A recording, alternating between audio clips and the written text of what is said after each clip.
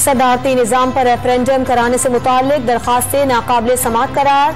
अदालत के पास रेफरेंडम कराने का फैसला देने का कोई इख्तियार नहीं। सुप्रीम कोर्ट ने तहरीरी फैसला जारी कर दिया। दरखास्तों में उठाए गए सियासी नौयत के सवालात से मुताल्लिक आइन और कानून में रहनुमाई मौजूद नहीं। अदालत इस पर फैसला देने की पोजीशन में नहीं।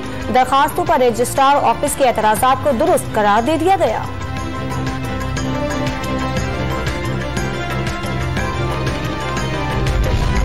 मुत्तहदा अरब अमारात के सदर शेख खलीफा बिन जैद अल नहयान इंतकाल कर गए।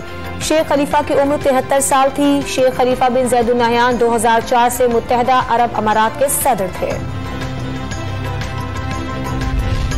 DIG operation Lahore doctor Abid Khan को तब्दील करके आरपीओ गुजरांवाला तैनात कर दिया गया।